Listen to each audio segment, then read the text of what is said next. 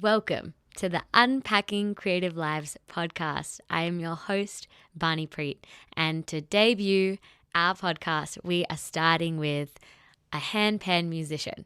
I know, what is a handpan musician? Well, Baran Yildiz tells us everything about it. Baran was born in Turkey.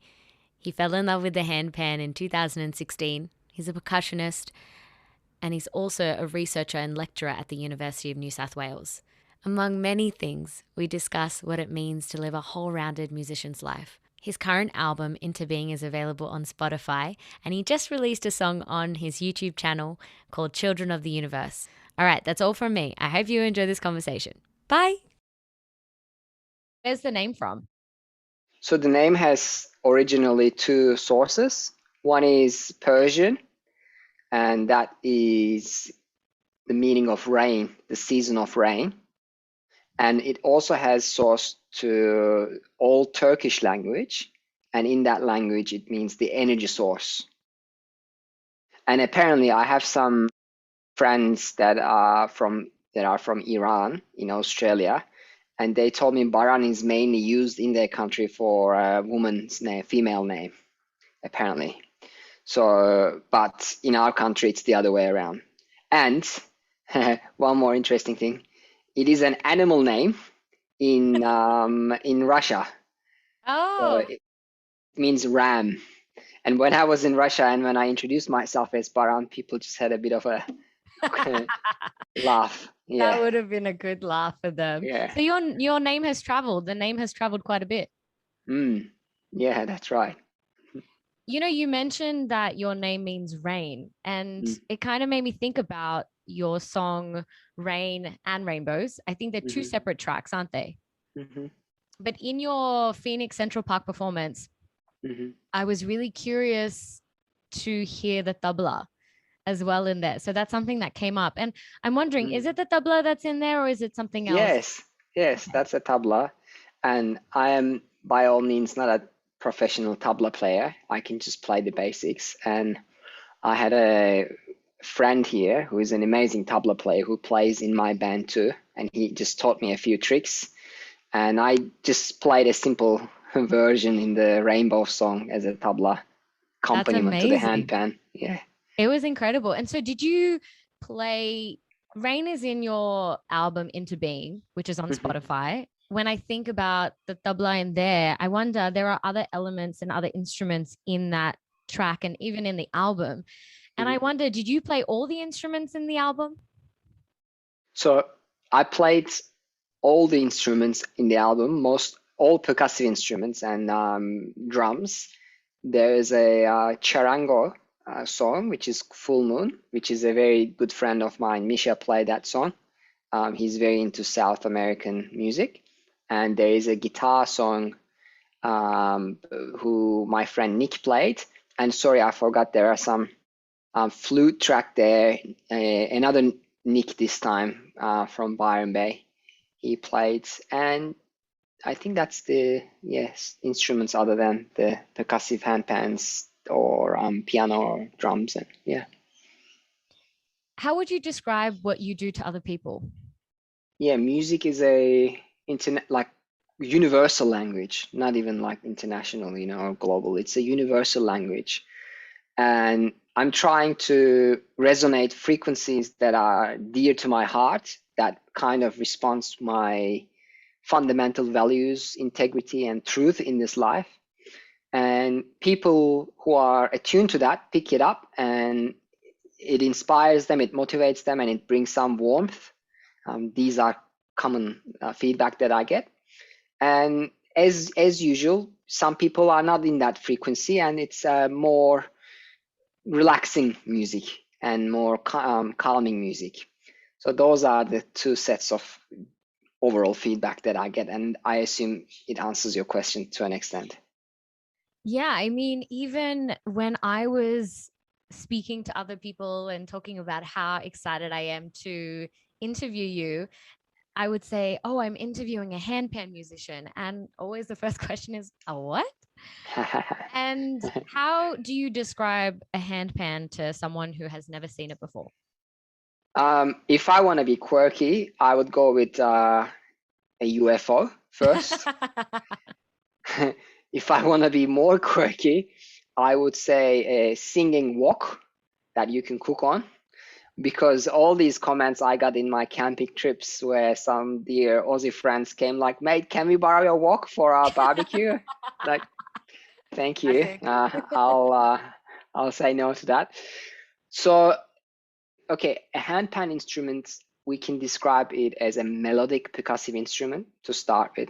And its ancestors is the steel drums from Caribbean, Trinidad, Tobago. And they have a very sweet, mellow sound, but you will play it with mallets and it's quite big, heavy. And handpan is basically that instrument formed into a shape where one can play with their hands, and it's lighter and it's more practical. And yeah, I think, there are some experiences where it's hard to describe. One needs to like witness. And I think handpan is a special instrument like this because there's some unique quality to it. There's something to describe, hard to describe just in a conversation. And what is more interesting, I think, is a lot of the handpan players that I've come across, they seem to generally share a common value of they're quite light on life. They seem to have some kindness to them, some softness to them. It's a common quality, and it's interesting that comes out as a choice of instrument that they play. And I wouldn't want to say this like spiritual, because everyone is spiritual and we all have different beliefs and different qualities that we give to this world. But generally handpan players that I've met seem to have a bit of a different outlook on life than what we call a bit more normal and standard. I'm gonna steal the UFO answer. Cool. So somebody asks me, I'm gonna use that one. When you mentioned how it's difficult to describe a handpan, I really couldn't agree with you more, because I used to play the steel drums in primary school. I had a time where I was, briefly on the bass of the steel drums, and I just felt the resonance and the melodies and the vibration of it so profound and visceral. I felt that with the handpan, that it's a very visceral experience. I think a lot of music is, but a lot of really old music sometimes. But you've taken a very new instrument on the foundations of very ancestral instruments and made something that takes us back to an older time. It's fascinating how that experience happens. And I remember when I listened to it, I've only heard it live once, and it will not be my last, but I found it to be very viscerally pleasurable. And I do want to tell you how I learned about you was in Glebe. So I used to work at Glebe at the Source Bulk Foods. Oh, I love Source Bulk Foods. Nice. Yeah. Very nice. Yeah. And so when I worked there last year, a customer who would come in and always have these beautiful conversations with me, he told me about you and your handpan. I do feel like when people experience your music, the best is live. What do you think? Absolutely. That's why I have been a little bit hesitant with performances online, which I think I should have got over with, and because it's still somehow connecting to people and contributions still available through that channels. But I think especially in my music, I would like to offer more than just music and sound in my performances, which it really started picking up after 2019, once I released the album. And that experience is a sense of community. That experience is a sense of inclusivity, warmth, and music kind of, accompanies all that, because Yeah, because of I'm very lucky to be surrounded with a beautiful group of friends and some really nice people who have somehow got in touch with me because of my music. Maybe as I was telling you, there's a certain frequency underlying, and that picks up that vibe. And so yeah, live music, not only my music, for every music it transcends many layers, and then we can communicate in more depth. And in a live performance, when you're in the presence of an artist, then you are exposed to a lot of the raw emotions, facial expressions, body language, and some imperfections that happens throughout the performance too, with sound, with maybe perhaps some mishaps with the compositions or with band members, etc. It's all like very much raw. So yeah, I definitely agree that, especially with handpan instruments, live performance is gold. And yeah. Everything combined, the mishaps or maybe stumbles in the music or communicating and sound and all of that coming together in this one beautiful piece of live performance still is so powerful than a picture perfect recording online. And you have performed a lot, and when you talk about music, it's not just about the music. I can see it in your performances where you choose to perform. So you have performed at a children's hospital dressed up as a Ninja Turtle. You have performed on a farm next to cows and at a park next to ducks. You performed at yoga classes, retreats, the Rabbit Gallery, Binduli's estate for a wedding, radio stations, and festivals, and recently the Canberra International Music Festival. And I wonder, when performing live, what are some lessons that you've learned through failing? Mm. Yeah, wow. This is actually a very on point question in where I'm in life too. I'm just learning more to be in acceptance with what is at this very point in time. And sometimes we have these ideas of what we like things to be, how perfectly we want to perform things. And these are all really irrelevant. Those are all just ideas and thoughts. And what is very real in the moment is what is happening, what is manifesting, and what is reflecting for that very moment in time, where your mood is at, where other people are at, what the condition is requiring. So I believe that performing live, especially impromptu improvisation, it's all a sign of one's mastery in life, seriously. Being able to go with the flow, go with all these imperfections and some non-ideal conditions. It's all encompasses the capability to let go of expectations, perfections, capability to just accept what is and then move on that. And I have been learning, hopefully, and improving my skills on that. And most of the time, sometimes I can be harsh on myself too with some of my expectations. I could have done better here, better there.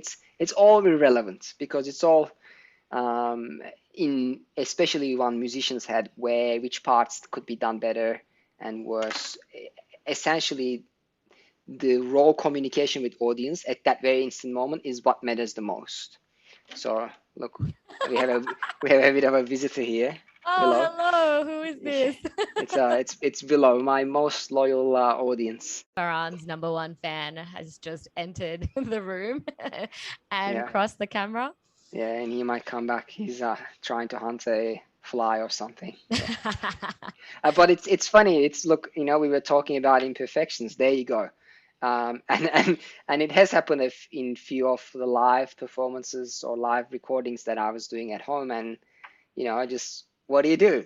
They just come and bless the scene with their presence, and then they leave. And like, okay, I see. I was a lot more worried and a lot more concerned about these things, but I think I'm a bit more relaxed. So I think your question is, yeah, very important. Like, how do we deal with challenges and unexpected situations in life, especially when one is put on a spotlight performing? That shows a lot of one's maturity, I think.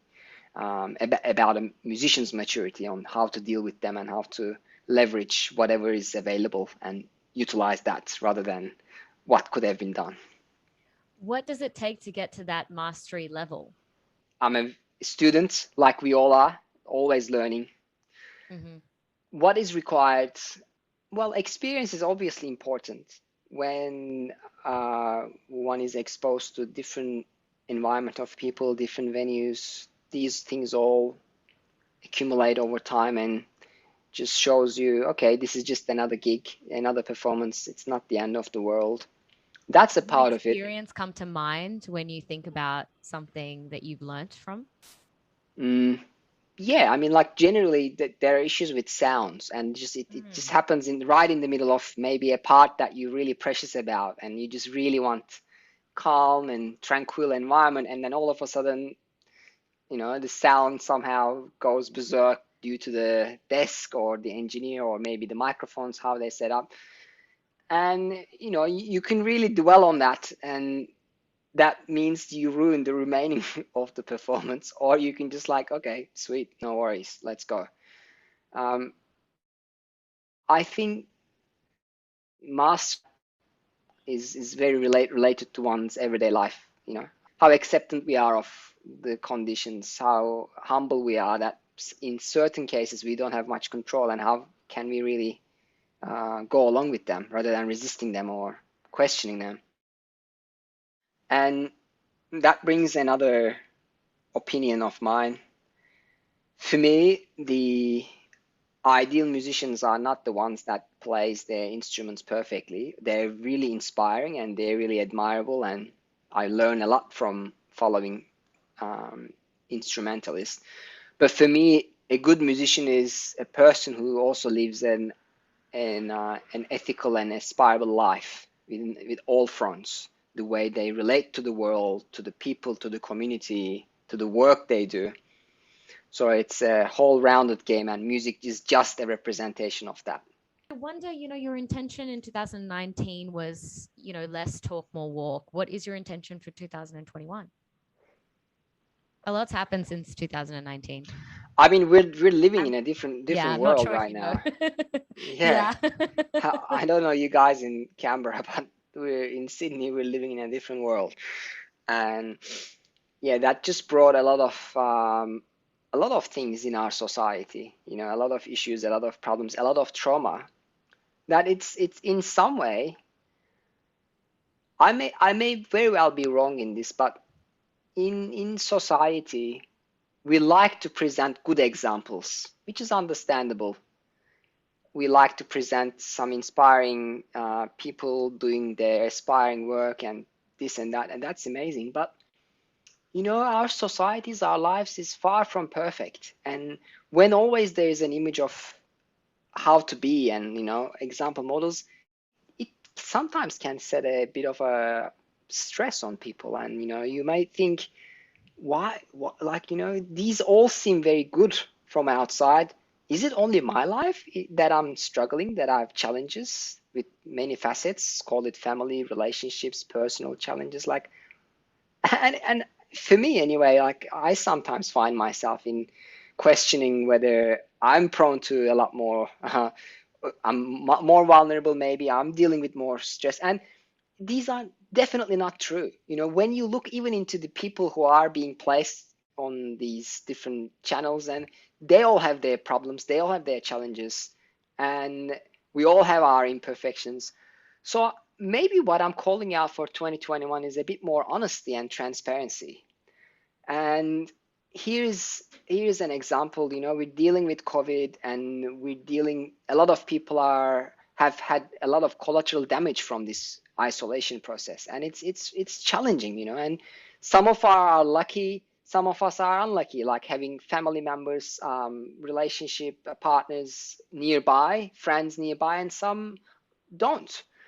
In terms of my music, I would like to just put a bit more emphasis on, hey, it's okay, you know we're all in this together, and one of us being in the challenging, we just need to like support one another in some level, rather than trying to like close that or sweep under the bed or something. Like, I think there is a as a society, we're not really comfortable talking these pain points, in my humble view, and there is no easy answers to some of the problems we have. And there are no easy solutions to some of the problems we have. But if we can't talk this openly and from a genuine place, then how are we ever going to address them? They're always going to be postponed, and it's always going to come up, and you will end up manifesting as different problems in individuals and society. When you record yourself, or you're recording yourself via video at a park or something, I just want to know, what kind of software do you use? What kind of equipment do you use? Sure. So just to be very honest, I'm not on top of the game, but I think I haven't been anyway, but I'm spending more time on getting equipment that are more efficient and effective for situations like that. So basically, I've started more recently for a short video in a park or in a maybe by the water or something. I started using wireless microphones that is attachable to your phone. So what that means is it has a lot, like a high range, so you can place your phone further away from yourself, but still your microphone would be attached to your body and close to the instrument, so you can capture the general view as well as the sound. That's kind of what I've been doing in the outdoor settings. In the indoor settings, I've started using my laptop's camera, which is pretty good, or maybe a webcam, an external webcam would do too. I think it's overwhelming when someone gets into, me included, gets into music making and recording and processing. It becomes very overwhelming. And I'm not sure if you know about Manny's shop in Sydney, but they have been like my music helpline.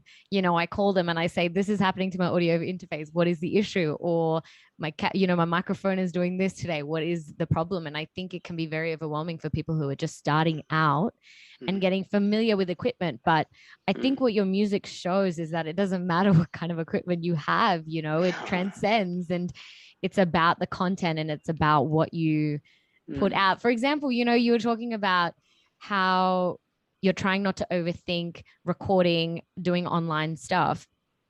And your recent song that you just posted on Instagram, Children of the Universe, and the video started from you actually pressing record. And I just thought that was so refreshing, because you just posted it up from start to finish, and you weren't too worried about it being picture perfect. I mean, it was beautiful, the setting, but it very much shows that it's more important what you put out there than getting too lost or overwhelmed in the equipment too. Yeah, no, thank you for noticing that. I appreciate it. It's just I basically wanted to maybe make a small video clip for that song, and I had some really talented cinematographers, videographer friends who are amazing in what they do. And I was just intending to maybe get it done in August, extended September, lockdown extended, and I felt like I just want to put this song out there with the hope of somehow a little bit contributing to people's days and calming down, and so I was like, you know what, just doesn't matter.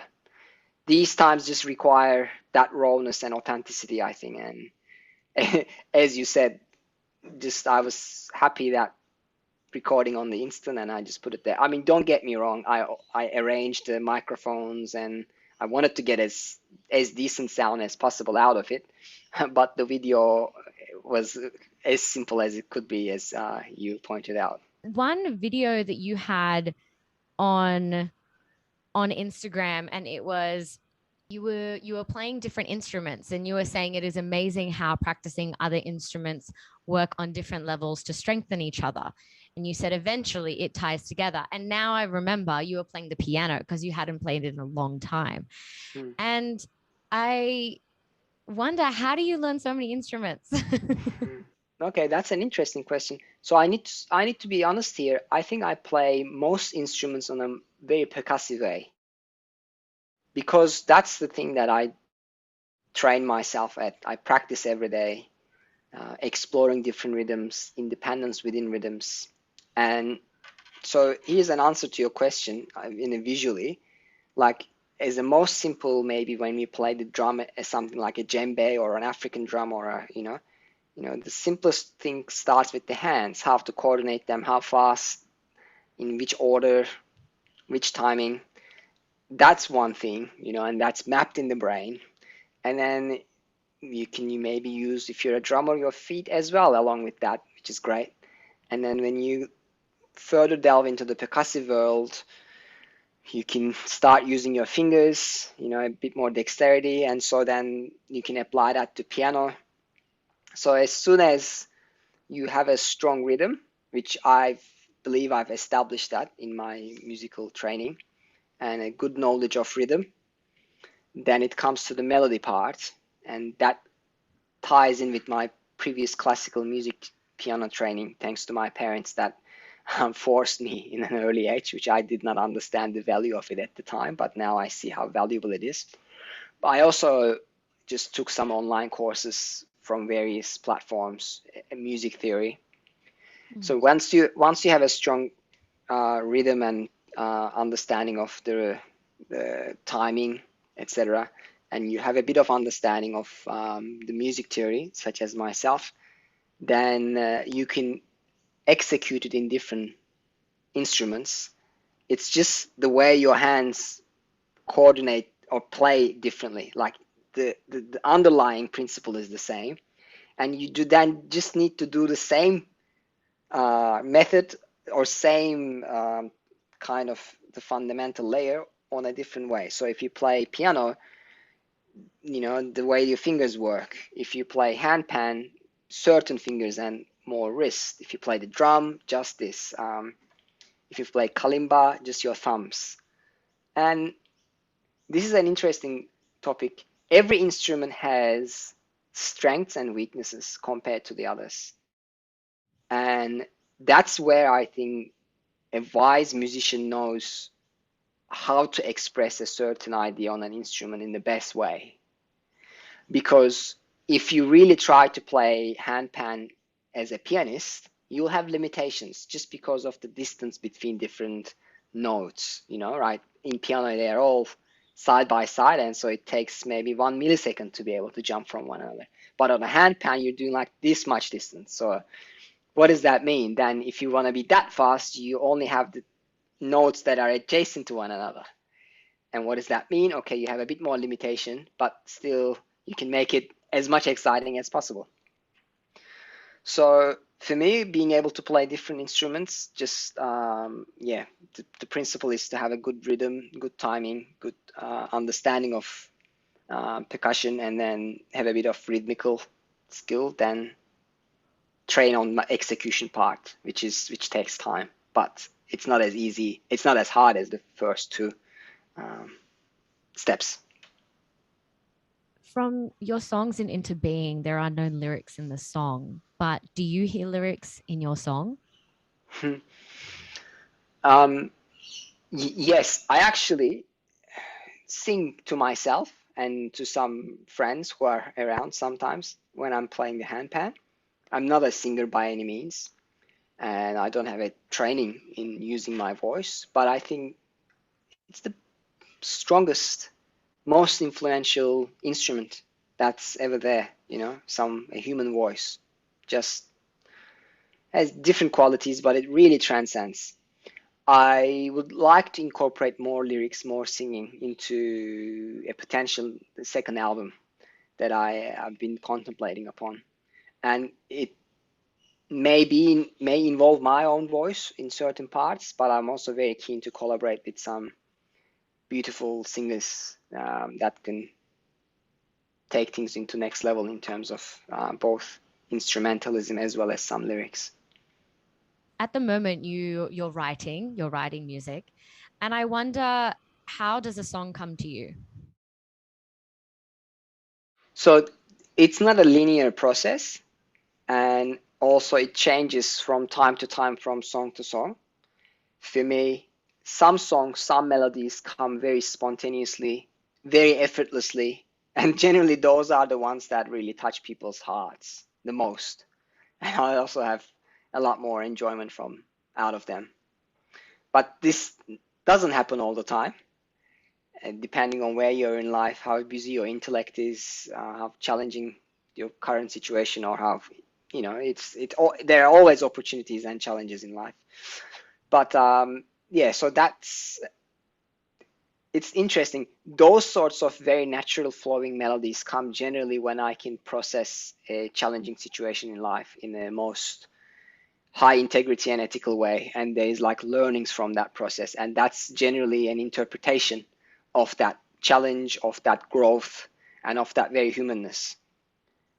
And that's my most preferred way of composing, although it can be sometimes challenging and painful processes, but that's it is what it is.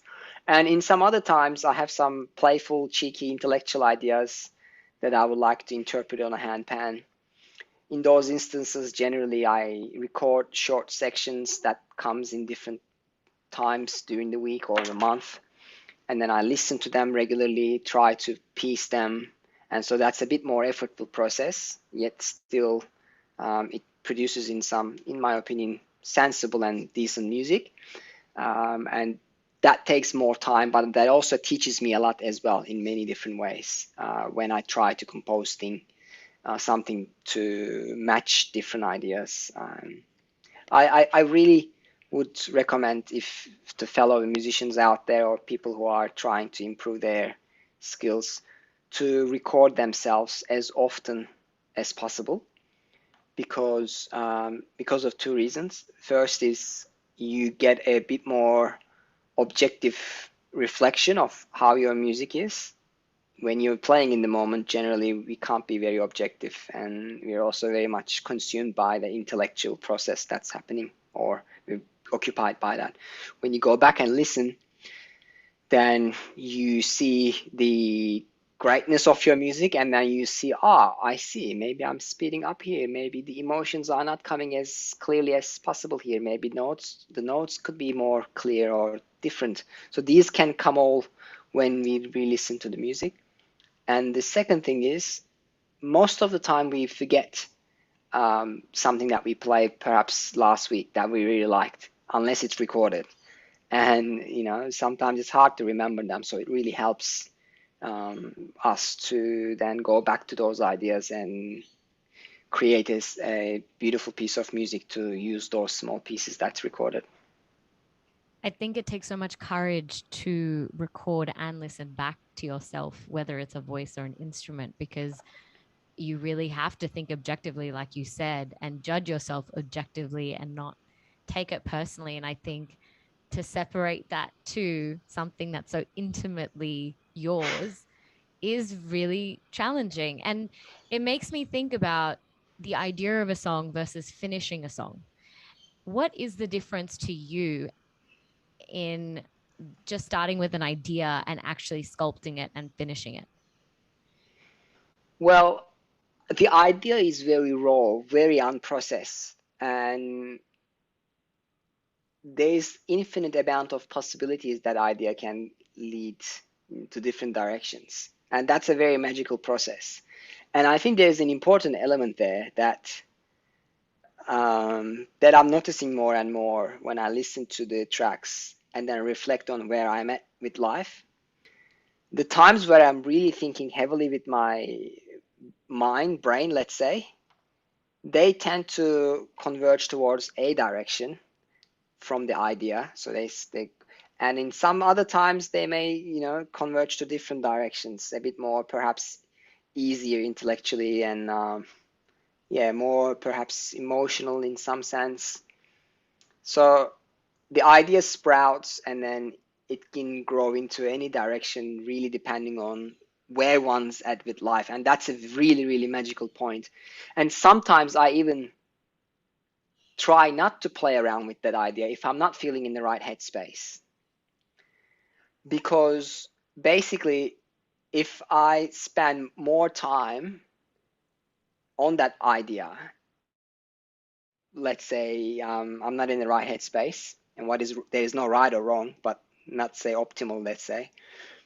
And because of the vested interest, next time I come to that song, I just think, oh, I've already done the second part, so I might try to continue with that. But in that moment, I may have missed this whole magic of that first idea. So it's a tricky process, and sometimes not saying anything is a lot more powerful than trying to say something. So I think it's same with music. There are times where I'm learning to like, okay, this is a great idea. I just want to play around with it, but it's not the right time. Let's leave it for now, and maybe sometime down the track, it will come to me in a different context, and maybe that will be a lot more right direction to progress with it.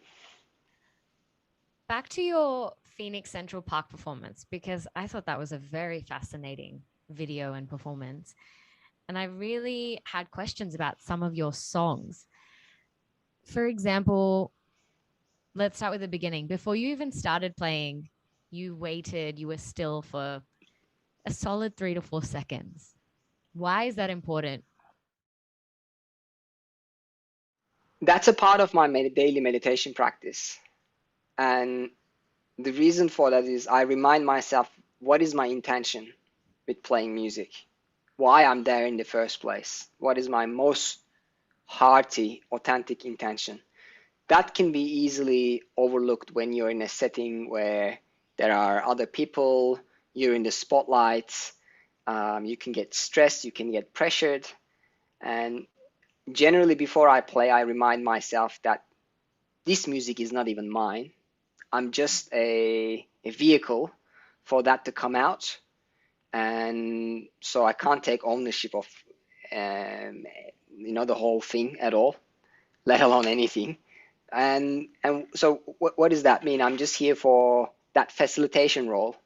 So then, it just helps me to not take things personally and release that, more ego-driven stress that, I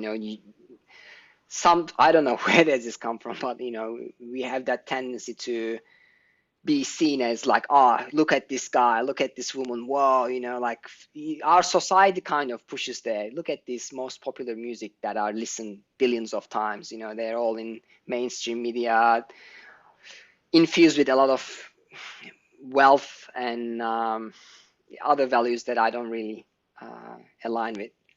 And all those images sometimes play in our psyche that, you may feel like, oh, I'm doing this thing for, to push myself into being a famous or something. And like that sort of moments that I take before music, it's all like sweep them and then connect me to why am I doing this and what's my core motivation. And that's very important, I think, for me anyway. That's beautiful. In Autumn Touch, that song that you played as well, you talked about the scale of Hijaz. Mm. And I'm curious to know what that is. Mm-hmm. Hijaz is a very traditional Middle Eastern, also Arabic scale. And it is actually in Western music called as harmonic minor. So basically, you have the natural minor mode and one note is modified from that, and that just creates this whole new level of tension. And yeah, Hijaz is like very much tension and release, and it releases to the same root. So it's, I think, a lot, yeah, perhaps in some ways more limited, but there are lots of different ways to resolve to that home root chord in Hijaz music. And you may know like things like belly dancing and some other traditional Middle Eastern folklore or ethnic plays. That's kind of a very popular music mode for that. And when I say music mode, just for making things accessible to our listeners if they're not familiar, like minor is a mode, major is a mode, more uplifting, which is 90% of the songs we hear in the radio. And Hijaz harmonic minor is another mode. I hope that helps. It does. It does very much so. It's very curious to understand these scales and what they mean and how they communicate Yeah, with us. and it's funny. because of my background, I kind of have a tendency to know that scale well. And yeah, when I was playing this a lot, and some of my friends would ask me what is this scale, and they would call it high jazz, and that's pretty funny. And Ah. yeah, it's like similar written in English. Yeah, it's a funny analogy there. It's like a form of jazz which is high. Yeah, You but have a yes, song, yeah. you have a song in one of your videos that says high jazz. Yeah, it's just a attribution to that fun Ah, very, very analogy. cool. Yeah, and he jazz music like that scale can also be played very fast in certain circumstances, and there are some similarities with gypsy music too, that have the Pyrenean mode, and there are some similarities in the modes, and it's very spicy. It's in terms of the release and tension, and it can be very very nice, very reflective of the emotions and the fire, and yeah. What are you most excited about? Personal contribution level, I'm excited about um, yeah, my music helping people in life in bigger scale and more meaningful, deep levels. And when they're going through a challenging time, them listening to it and finding some relief, some motivation, inspiration, some light. If they're in a dark process, for example, that's really exciting, and it's very. I would really like to achieve that more and more on a scale level. That excites me on a personal achievement. Um, just because your question is very raw, and I think there's an intention to that, I'm just very excited to see a world where everyone's living in peace and harmony. And yeah, we're not dealing with many of these global crises such as famine, wars.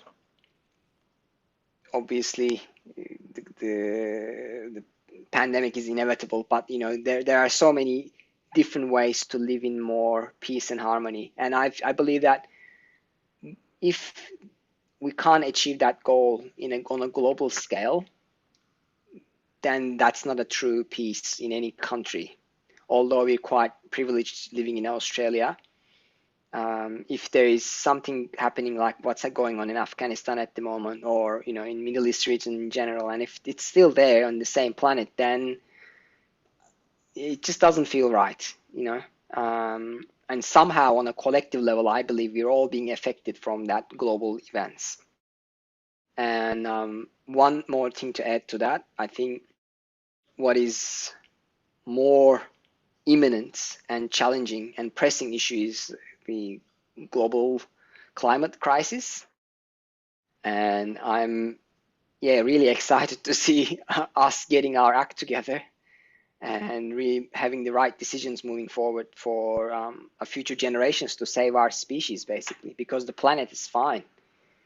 She has done this cycle of birth and rebirth many times, so she'll be okay.